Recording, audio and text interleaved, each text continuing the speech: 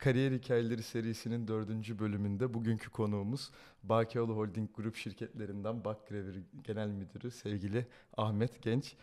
Ahmet abi bizim çok eski bir aile dostumuz ve aynı zamanda ta benim doğumuma kadar bilen bir insan. Bizim kendi girişimimizde de çok önemli değerli fikirlerini girişimi inşa ederken vermiş bir insan. Dolayısıyla da bugünkü podcast'te de davetimizi kırmadı, geri çevirmedi, katıldı. Kendisine çok teşekkür ediyoruz. Ben teşekkür ederim canım. Hoş geldin Ahmet abi. Hoş bulduk. Ya ilk direkt belki de hiç bilmeyen, aşina olmayan insanlar için gravür nedir'den girelim. Tamam.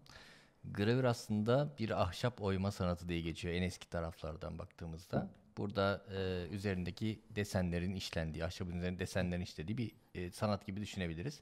Bunun baskı tekniğiyle alakalı kısmına geldiğimizde birçok baskı tekniği var. Bunlardan bir tanesi gravür işlemi aslında. En kaba tabirle anlatmam gerekirse üzerinden mürekkepli filmin geçeceği bir silindire ihtiyaç var. Bir ambalajın son mamul haline gelebilmesi için. Bu silindirin üzerine de ambalajın desenlerinin işlenmesi gerekiyor. Her bir silindir bir renge denk geliyor. Aslında kabaca böyle izah edebiliriz sanıyorum. O yüzden de aslında sizin işte ambalajla alakalı belki işte Türkiye'de de özellikle bizim gündelik hayatımızda kullandığımız birçok üründe aslında bir dokunuşunuz var. Hemen hemen hepsinde. Hani- Hemen hemen hepsinde var. Flexible ambalaj olarak geçiyor bizim. İşte çikolatada, şekerlemede, yiyeceklerde, makarnada birçok yerde görebilirsiniz bunları. Bunların her birini ayrı ayrı üretiminin ham maddesi gibi düşünebiliriz, hatta aslında yedek parçası gibi de düşünebiliriz bu silindirleri. Her bir silindir üretimi için geçerli. Peki bu süreçte yani kariyer olarak ya bu noktaya gelirken ilk başlangıç neresi? Yani üniversite yıllarına dönersek işte 99 yılında mezun olduğun bir Kocaeli Üniversitesi var. Evet, 99 yılında endüstri mühendisliğinden mezun olduktan sonra kısa dönem bir İngiltere süreci oldu. Dil eğitimiyle alakalı bir 6-7 ay kadar. Akabinde 2000 yılında aslında girişimcilikle başladı bu iş. Aile şirketinde eğitim üzerine başladı. Yaklaşık 7 yıllık bir macera var orada. İçinde İngilizce öğretmenliğinin olduğu, sonrasında kurucu temsilciliğine kadar giden bir süreç vardı orada. 7 yıl boyunca orada çalıştım. Yaklaşık 30 yaşında mühendislikle alakalı, endüstri mühendisliğiyle alakalı bir iş arayışına girdim. Ve yollarımız Bakeoğlu Holding, Bakgravür şirketiyle kesişti. 2007 yılında insan kaynaklarında görev almaya başladım. Hatta şu anki ismi bizde insan değerleri. Artık biraz o kaynak olarak görmüyoruz çünkü biz onu artık insan değerleri olarak ismini değiştirdik. Bundan sonrakine öyle devam edeyim. İnsan değerlerinde başladım 2007 yılında. Yaklaşık 3,5 yıl orada. Tabii hiç bilmediğim bir işti. Sıfırdan başladığım bir işti. Benim açımdan farklı bir tecrübe oluyordu. Zor geçen bir süreçti açıkçası başlangıcı. Yaklaşık 3,5 yıl orada devam ettikten sonra biraz şartların gereği, biraz benim istekli olmam, biraz da şirket ihtiyaçları doğrultusunda çok farklı fonksiyonlarda görev alma şansım oldu. Yani sırasıyla işte kalite, tedarik zinciri, üretim, bakım, planlama, satış fonksiyonlarının tamamında. 16-17 yıl. Evet tabii yani bayağı uzun bir süre, 2007 yılından bu yana. Hepsine çalışma şansım oldu. Güzel bir tecrübe oldu benim açımdan çünkü hepsinin bir arada örtüşmesi gerekiyor. Hem şirketin böyle bir ihtiyacı olması lazım olan bir dönem, hem benim istekli olmam gereken bir durum, hem de yapabiliyor olmak lazım. Dolayısıyla 7-8 fonksiyonu ayrı ayrı yöneticini yapmak bu süreç içerisinde gerçekten hem keyifli, bir o kadar da zordu elbette ama çok şey kattı. Tabii. Ortalama 2-2,5 yıl çalışmış oldum hepsinde. 3 yılı geçen çok olmadı aslında. Güzel oldu ve yaklaşık 6 yıldır da şirket genel müdürlüğü üzerinde devam ediyor bu sorumluluk. Bu süreçte ben şunu hatırlıyorum. Mesela biz bazen size misafirliğe gelirdik. İşte mesela senin yurt dışında olduğun çok zaman olurdu yani. Tabii. O sanki hani bu genel müdürlükten bu yana o biraz daha azaldı galiba. Satış tarafında çok yoğun geçiyor. Evet yani bu peki şey diyebilir miyiz hani daha dış pazara yönelik bir iş mi aslında? Ağırlık olarak. İhracat da var, iç pazar da var aslında. Farklı yoğunlukta. Grubun ihracat oranı çok yüksek. Bakgravür görece biraz daha düşük yaptığı ürün itibariyle ihracat oranı ama tabii farklı rollerin farklı gereklilikleri var. Satışta çalıştığım dönemde de hem Türkiye içinde hem yurt dışında çeşitli yerlere çok fazla seyahat etme ihtiyacı oluyor. O dönem bayağı yoğun geçtiğini hatırlıyorum. Yani ben Evde herhalde İzmir'de durduğum dönem 100-150 günü geçmiyordu yıl içerisinde. Onun dışında Oo. tamamında seyahatte oluyordum. Mesela yılın daha büyük bir bölümü Çok yurt çok dışında yarısından fazlası seyahatte geçiyordu o geçiyor. dönemlerde. Peki yani zor muydu o dönem sence? Zor zor Evet. yani birçok fonksiyonda çalıştım. Hani iki tanesi diğerlerinden biraz daha ayrılıyordu Hı hı. sanıyorum. Üretim ve satış diyebilirim buna. Hani belki de bizi dinleyecek, izleyecek arkadaşlar için şey olur. Hı hı. Biraz fikir vermiş oluruz. Hangi bölümlerde çalışacağım ben ileride Evet. diye merak ediyorlarsa. Hepsi çok keyifli, hepsi çok tecrübe katan, çok özel bölümler elbette. Ama üretimde ve satışta ekstra yoğunluklar, ekstra stresler var. Üretim kısmında tabii sabah uyanıyorsun, bir sürü koşturmayla devam ediyor. Ve ayın sadece bir günü. Belki de rahat uyanıyorsun. İşte hedeflerin tuttuğu, ayın Hı. kapandığı, bir problemin olmadığı. Ertesi sabah uyandığında yeni koşturma Yeniden tekrar başlıyor. başlıyor. Satış tarafında da aslında sorumluluk hissettiğim bir süreç var. Ekstra sorumluluk hissettiğim bir süreç var. Çünkü herkes o ürünün satılması için yeni Evet. siparişleri bekliyor. Ve çok yoğun bir tempoda gidiyor. O sorumluluk Evet. ilave bir stres kaynağı oluyor. Dolayısıyla satış döneminde bu seyahatlerin yoğunluğu biraz da Hı. onunla alakalıydı. Sanıyorum üzerindeki sorumlulukla alakalıydı. Evet. Ya bir beklenti var sonuçta değil mi? Herkesin doğal Evet. olarak yeni bir sipariş beklentisi oluyor Hı. ve o olmadığında üretim akmıyor. Mutlaka Evet. bulmak lazım bir şeyler. Peki mesela o süreç sonrasında şimdi kariyer hikayelerinin en büyük aslında yanlarından biri işte insanların kariyer basamaklarını anlayabilmek yani o süreci. Hı hı. Şimdi bu zamana kadar işte üniversiteden sonraki o girişim sonra işte şu anki adıyla insan değerleriydi değil mi? Evet, Oradaki kesinlikle. süreç, satış, yurt dışı. Peki ondan sonra mesela bu genel müdürlüğe giden yolda Hı hı. nasıl süreçlerden geçtin? Hani bunlar haricinde aslında seni buraya taşıyan sence hangi kararlardı? Nasıl bir istikrar veya disiplindi? Birincisi sanıyorum konfor alanından çıkmak. Hmm. Çünkü bir işte, bir bölümde, yaptığım bir durumda hangi konu olursa olsun 2-3 yıl sonra aslında o işi iyice Evet. öğrenmeye, uzmanlaşmaya, hakim olmaya başlıyorsun. Ama bu gelişimi de yavaşlatan bir noktaya taşıyor seni. Çünkü artık öğrenmiş oluyorsun ve Evet. gelişim daha yavaş ilerliyor. Bu değişim süreci, benim bölümlerimin değiştiği, rotasyona tabi olduğum süreçlerin çoğunda ben talep ettim ve Hmm. gönüllü oldum aslında. Ya da teklif geldiğini değerlendirmek istedim bunu. Çünkü yeni şeyler öğrenmek, kendimi geliştirmek benim temel ilkelerimden bir tanesi. O yüzden bence birinci konu konfor alanından Evet. çıkmak, çıkmaya çalışmak. İkinci konu da gelişimin sürekliliği diye tabir edebilirim. Ya aslında bu sayede belki de hani işin mutfağı derler ya. Belki de hani şirket içerisindeki faaliyetlerin her bir basamağını kendin gördün zamanında. Elbette. Yani. Yani Bakgraver'in benim hayatımda çok özel bir yeri var Hı elbette. Kendi işim, en az kendi yaptığım iş kadar. Yani hı. orası da çok özeldi. Kariyerimin ilk başlangıcında aile şirketimizde çalışıyor olmak da çok özeldi. 7 yıllık tecrübe bambaşka şey Evet. kattı, bambaşka bakış açısı kattı aslında. Bir iş yerine ve seninle beraber Hı. çalışan insanların başka sorumluluğu var çünkü orada. Evet. Bununla beraber bunu alıp başka bir iş yerinde profesyonel olarak çalışıyor olmanın da bambaşka sorumlulukları var. O yüzden burada gerçekten kolay değildi oradaki süreçlerin hiçbiri ama çok keyifle geçti. Tabii benim açımdan da hepsinin içinde bulunmak, dediğin gibi mutfağında bulunmak, Hı. işin ne yapıldığının her fonksiyonunu görülmesi e, en başta empati sağlıyor. Çünkü şirketlerde temel sorunlardan bir tanesi eğer bölümler birbirini anlamazsa oluşacak kaostur. Evet. Burada benim en büyük avantajlarımdan bir tanesi hemen her bölümde çalışıyor olmam kaynaklı her arkadaşımı anlıyor olmamdı aslında bakarsan. Nelerden geçiyor, Tabii ne tabii biliyor problem var. çünkü hani 2 yıl öncesinde Tabii. benzer işi ben de yapmışım. Dolayısıyla hemhal olabiliyorsun o Evet. Belki insanlarla. bir gecikme olduğunda mesela neden olduğunu tahmin Biliyorsun. ediyorsun, Tabii biliyorsun. tabii yani neden olmasın. Evet. Ben hep söylerim. Mesela satın almada çalıştığım bir dönemde, tedarik zincirinde çalıştığım bir dönemde ve çok acil talepler geldiğinde ya diyordum ki nasıl acil talepler gelir işte bunun planlamasını yapılması lazım daha Hmm. geç kalmaması lazım vesaire diye. Sonra başka bir role geçtim. Üretim ve bakım rolüne geçtim. Oraya geçtikten sonra bir ara kendimi 2 hafta sonra şeyde buldum. Acil bir talep yaparken buldum.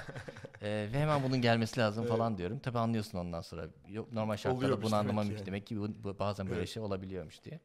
O yüzden sanırım en önemli avantajlardan bir tanesi her bölümün ihtiyaçlarını, zaman zaman zorluklarını anlayabiliyor olmak. Bu bana çok büyük artı kattı diyebilirim. Peki sence hani bundan sonra ki süreçte şimdi işte bir pandemi dönemi oldu. Hı hı. Şimdi de artık 2024 yılına girdik. İlk Hı çeyreğindeyiz. hı. Hani sence şirketin sürekli büyüyen bir Hı şirket, hı. Hı sonuçta hı. yatırımlar yapan bir şirket. Buradan sonraki adım ne? E, Çünkü zaten çok başarılı olduğu belli. Ben işte bazen gittiğim ortamlarda şirkette staj yapmış insanlarla Hı hı. karşılaşıyorum. Gerçekten hani çok olumlu konuşuyorlar. Çünkü bizim seninle mesela kendi işte aile sohbetlerimizde hep o bahsettiğin işte çalışana verilen değer. E, Normal şartlarda bunu hani şirkette faaliyette bulunan bir yönetici pozisyonunda birinin zaten söylemesini beklersin aslında. Hı Ama hı. gerçekten daha alt kademeden biri bunu söylediğinde daha da inandırıcı oluyor ve ben bunu yaşadım mesela. Hı hı. Şey diyebilir miyiz acaba? Bu istikrarlı gidişatın aslında belki temelinde bu yatıyor, insana verilen değer. Kesinlikle öyle. Kesinlikle öyle Cancığım. Yani Bakioğlu Holding zaten insan kaynaklarını, Hı insan değerlerine isim olarak devrilmesinin temel sebeplerinden bir tanesi bu. Çok önemsiyor. Ve biz bunu tepe yönetim olarak içselleştirmiş durumdayız. Gerçekten sözde değil bu Evet. konu. Her platformda bunu hissettirmeye çalışıyoruz. Benim genel müdürlük sürecine başladığımda da ekip arkadaşlarımla konuştuğum konulardan bir tanesi buydu. Ee, Bakırevir çok büyük bir şirket. Bakırevir Avrupa'da kendi işiyle alakalı en büyük 5 kurumdan bir tanesi. Tamam. Ve bununla beraber biz dedik ki yola çıkarken elbette büyüyecek. Grup elbette grupla beraber büyüyecek. Bakırevir'de yatırımlar yapacak. Ama daha da önemlisi burada mutlu insanların olması bizim açımızdan çok önemli. Bu sadece çalışanlar için değil. Müşterilerimiz için, tedarikçilerimiz için, senin örneğini yaşadığın, bizimle beraber kısa dönemde bile olsa çalışmaya gelmiş stajyer Evet. arkadaşlarımız için bile geçerli. Doğru. Çok şükür burada başarılı olduğumuzu düşünüyorum. Çünkü ben de çok güzel geri bildirimler alıyorum. Hemen her platformda birçok yerden sadece güzel geri bildirimler almıyoruz. Biz belli dönemlerde hem çalışan bağlılığı anketi yapıyoruz. Hem de müşteri memnuniyeti anketi yapıyoruz. Özellikle çalışan bağlılığı anketleriyle alakalı konuya burada vurgu yapmak gerekirse Türkiye genelinde bazı yerlerde gerçekten benchmark olabilecek en iyi noktalardan birinde Bakırevir. Bu da çok duygulandırıyor, mutlu ediyor bizi Evet. elbette. Bu kadar mutlu insanın bir arada olduğu bir ortamda bulunmaya katkı sağlayabiliyor olmak. Ya aslında belki de işte bu söylediklerinden hani ortaya şey çıkıyor. Belki de hani istikrarlı başarının arkasında e, bu yatıyor. Çünkü Türkiye'de bence bu çok rastladığımız bir şey değil ya. Yani çok herkes değişiyor, her şey değişiyor. Çok kolay personel değişiyor. Ve şirketler de çok istikrarlı değil mesela. E, Bence demek ki yani bunun altında bu var. Kesinlikle Bu var. insana değer var. Bu Kesinlikle var. insana değer var. Her anlamda aldığımız her kararda bu basit bir Hı hı. yerde yapılacak iyileştirme de olabilir, radikal bir karar da olabilir. Birinci önceliğimiz bu çalışan Hı hı. arkadaşlarının sağlığına, mutluluğuna, huzuruna engel oluyor mu? Çok samimiyetle söylüyorum. Aldığım her kararda önce bu üç filtreden geçiriyorum. Bunlarda bir problem var mı? Bir problem oluşturur mu diye. Ondan sonra işin üretimle alakalı boyutuna, teknikle alakalı boyutuna, karlılıkla alakalı boyutuna bakmaya çalışıyorum. Zaten bu iş yapıldıktan sonra iş çok daha farklı boyutta yürüyor ve çok daha keyifli oluyor. Peki ben şöyle bir şey sormak istiyorum. Avrupa'da ilk 5 Hı hı, firmadan biri hı hı, izledin. hı hı. Şu anda dünyada hani bu e, şirket bazında, gravür ambalaj bazında sence hani hangi ülkeler lider?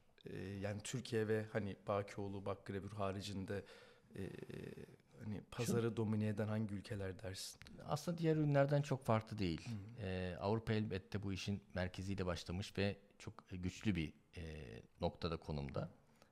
Asya'da da tabii büyüklüğü ve hacminin getirdiği bazı tabii. avantajları var. Bununla birlikte Türkiye artık ambalajın merkezi olmaya doğru giden bir noktada.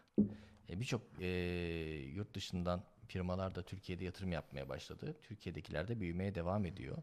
Bence ambalaj kısmında Türkiye en önemli oyunculardan biri oldu ve olmaya da devam edecek gibi duruyor. Anladım. Ne Hı hı. mutlu bize Ne mutlu. Evet, evet. aslında. Yani peki son olarak şunu sormak isterim.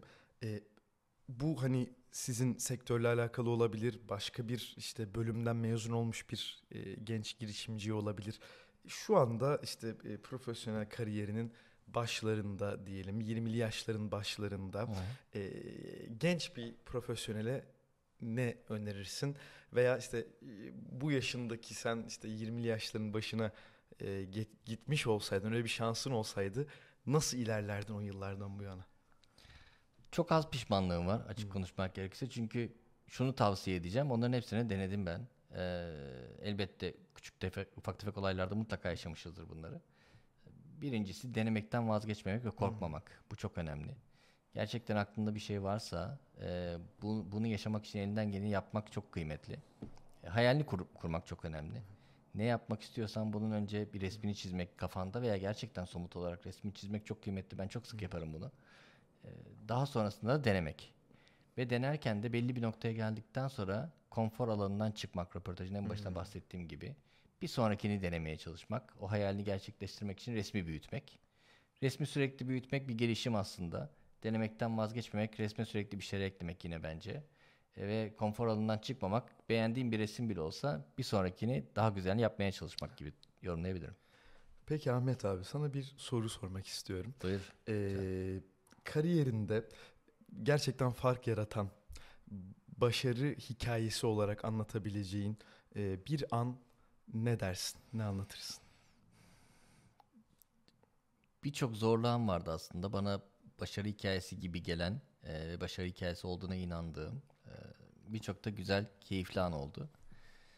Öncelikle söylemem lazım ki her başarı hikayesinde kalabalık bir ekip bana yardım etti. Tek başıma yaptığım bir şey olmadı. Gerçekten ekip arkadaşlarım çok kıymetli oldu hep hayatımın her döneminde. Bunlardan birini seçmem gerekirse zor olan kısımdan başlayabilirim. Üretim ve bakım müdürü olduğum dönemlerde Türkiye'deki ilk otomatik hattı fabrikamıza kurmaya karar vermiştik. Yatırımını yaptık ve gelmişti. Ve gerçekten tedarikçinin de çok fazla hakim olmadığı, bazı konuları yeni tecrübe ettiği bir alandı. Çok yüksek hata oranıyla sürprizlerle başlamış bir hattı. Ve üzerimizde yoğun bir satış baskısı vardı üretimdeyken. Onu bir an önce devreye almak, devreye almanın yanı sıra da yüksek hata oranlarını minimize etmek gibi bir yoğunluğumuz vardı. Yine o dönemki çok kıymetli ekip arkadaşlarımla beraber gece gündüz diye tabir edebilirim çalışarak oradaki hata oranını düşürmek üzere birçok proje geliştirdik. Ve çok kısa bir süre sonra o hat Avrupa'da en az hata oranıyla çalışan hatlardan biri haline geldi. Bu bana çok keyif veren Müthiş bir şey. ekip başarı hikayelerinden bir tanesi olarak hayatıma Riskli de kazanmıştı. bir şey aslında, değil mi? Yani o, Elbette ama sorumluluğumuz oydu o evet, dönemde. O yüzden evet, sonucunun güzel bitmesi ve keyifli çok bir güzel. sonla tamamlanması çok güzel oldu. Peki bu satış döneminde, o yurt dışı seyahatlerinden bir tanesinde, ya bunda çok zorlandık dediğin bir hikaye var mı? Çok var aslında. E, çok ülkeye seyahatte bulundum o dönemde. Gerçekten hepsini ziyaret ettik. Asya'sı var Hmm. içerisinde. Avrupa'da birçok ülke var. Tedarik zinciri Hmm. tarafında da satış tarafında da. Hepsinin zor kısımları vardı, keyifli kısımları da vardı elbette. Ama neyi söyleyebilirim? Mesela çok hasta gittiğim bir Avrupa seyahati vardı. Onu çok iyi hatırlıyorum. Epey bir grip olmuştum. Böyle ayakta duracak halimiz yoktu. Bir ekip arkadaşımla beraber gitmiştik yine. Orada gripli bayağı Hmm. hasta bir şekilde müşteriye işte kendimizi anlattık, ürünümüzü tanıttık, ne olduğunu anlattık, uzun süre görüştük vesaire. Çok yorucu, çok zor geçmişti benim açımdan fiziksel olarak söylemem gerekirse. Yapmak zorundasın ya bir de Evet yani. ya bir de hani randevu alıyoruz. Bazen Evet. 3 gün boyunca orada oluyorsun ve sadece bir saatlik görüşme yapabiliyorsun. O yüzden kolay da alamadığım bir randevu oluyor bunlar. Aldıktan sonra o görüşme bitti. Fiziksel olarak çok zorlasa da daha biz Türkiye'ye dönmeden ilk siparişi alıyor olmak çok keyifli anlardan bir tanesiydi. Sanırım Evet. bunu da bu şekilde ekleyebilirim. Süpermiş. Peki benim son merak ettiğim bir soru var. Tabii. Mesela bu büyük işler, Hı hı. işte belki milyon euroların Hı hı. konuşulduğu işler.